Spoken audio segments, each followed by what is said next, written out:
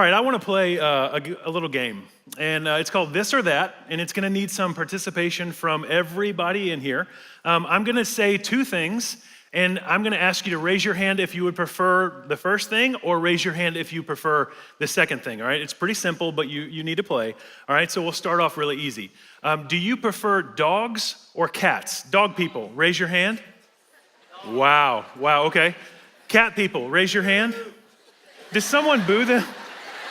You don't, I'm sorry about that. All right, how about lake or beach? Lake people, raise your hands. All right, beach people, raise your hands. Wow, all right. Here's a tough one, Facebook or Instagram? Raise your hand if you like Facebook more, if you prefer Facebook. All right, what about IG as the kids call it? Okay. All right, and now maybe one more. Toilet paper over or toilet paper under? I'm not talking about wiping. Might get in trouble for that. But we all do it. Like, why would there be trouble? I'm talking about the way that it's dispensed from the roll. So toilet paper over, people. Toilet paper under. Okay. All right, so now we know a little bit more about each other. I wanted to start off my time with you by asking you some choices, because I found this really bold fact that says research shows that the average person makes around 35,000 choices a day. 35,000 choices. Now, by research, I'm talking about a simple Google search I did a couple weeks ago, and it was the very first thing that popped up. So if it's a little exaggerated, we can still probably agree that the number is really large. I mean, think about it. We wake up in the morning and immediately begin making choices. It's choice after choice after choice. But it kind of makes me wonder, like, how do you know if you're making the right choice? And the competitive side of me wonders, is it possible to get 35,000 out of 35,000 choices right? Like, is that even a thing? And I don't think we have time this morning to talk about 35,000 choices. Some of you are like, okay, good. But I want to look at just one choice with you. I want to look at one specific choice that two sisters had, and they chose different things. And what happened next is absolutely fascinating. And it all started with a visit from Jesus. We're going to jump right into a story. So as Jesus and his disciples were on their way, he came to a village where a woman named Martha opened her home to him. She had a sister called Mary who sat at the Lord's feet listening to what he said. But Martha was distracted by all the preparations that had to be made. She came to him and asked, "Lord, don't you care that my sister has left me to do all the work? Tell her to help me." All right, so here we find Martha, right?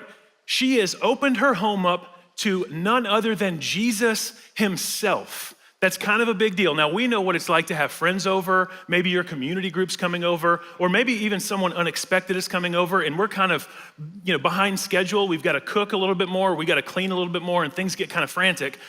But Martha has opened up her home to Jesus. I mean, imagine if he's knocking on your door, he's like, "Surprise!" I don't think Jesus would do that. That's just a reaction. But Jesus knocks on your front door. That's gonna escalate the situation a little bit more. Martha's expectations are gonna go a little bit higher on herself. But to make things worse, Martha frantically walks out of the kitchen, having to prepare a bunch of stuff, and she looks at her sister, and she's doing nothing but sitting on the floor, listening to Jesus. That's gotta be so frustrating for Martha. And as any sibling disagreement or tension, usually it ends with some whining and complaining, and Martha directed that at Jesus to help him fix the situation. And so this is what Jesus responds with. He says this, "Martha, Martha," the Lord answered, "you are worried and upset about many things, but few things are needed, or indeed only one. Mary has chosen what is better, and it will not be taken away from her." This is so interesting for me, how Jesus responds to this tension, to this question of like, make her help me. Jesus says, time out. Mary hasn't chosen what's right, and Martha has chosen what's wrong. Jesus uses a different word, a comparative word. He says Mary has chosen better. which means that he's framing the conversation in not right or wrong, not good and bad, but this is good and better. It's so interesting. Now, maybe you can think about it like this. Having an Android phone is good, but having an iPhone is better. Cheering for the Saints is good, but cheering for the Falcons, now that's better. Eating chips and salsa, that's good, but eating chips and queso, that's better.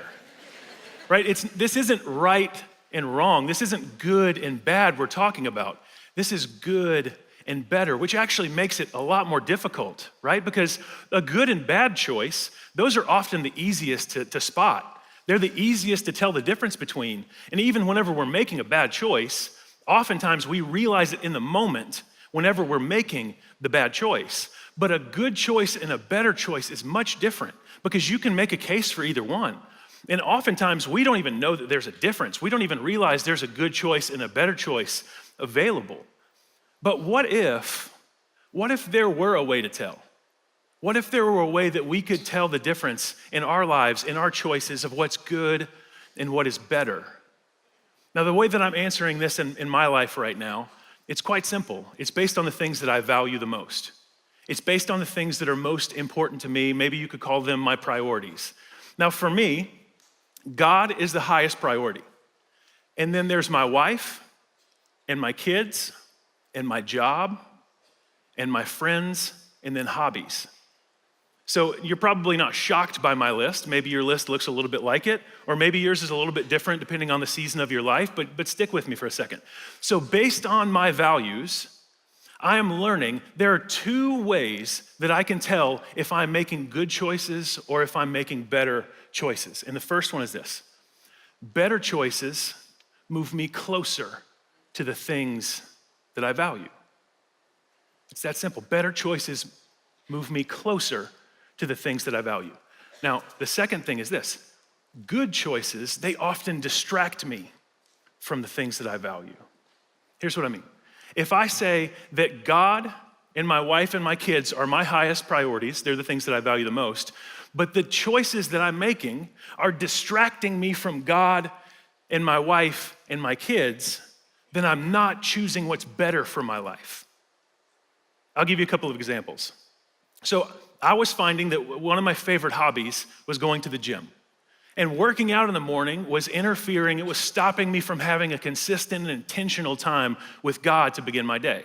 And I would try to tell myself, I'm like, well, I can just wake up a little bit earlier, or you can go to the gym later after work. But no matter what I tried, I just never could get in a good rhythm. And so I had to make some serious adjustments in my life. And for the past season, I just had to say no to the gym because something good was distracting me from something that I valued more.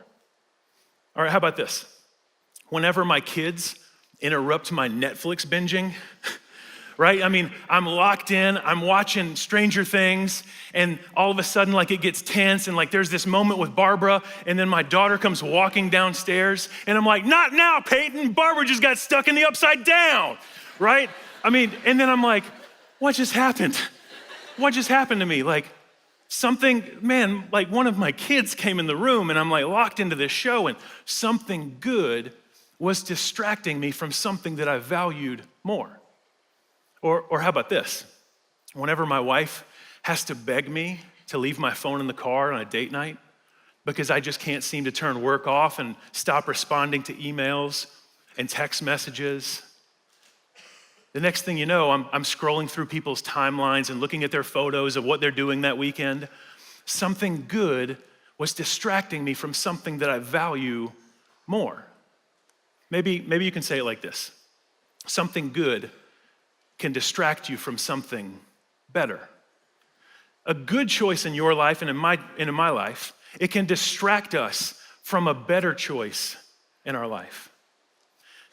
And I don't know about you, but I don't want to be the kind of man that's sitting on my front porch years from now, looking back on this season of my life, thinking, I wish I would have spent more time focused in making choices on the things that matter the most to me.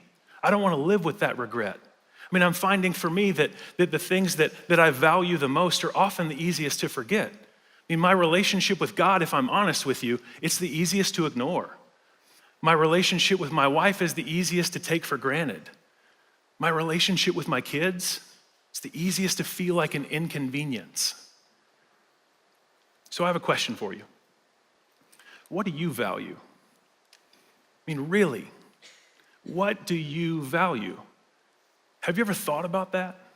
Have you ever taken the time to list those things out? And are your choices moving you closer to your values? Because for all of us, it comes down to a choice. And we get to make 35,000 of them a day.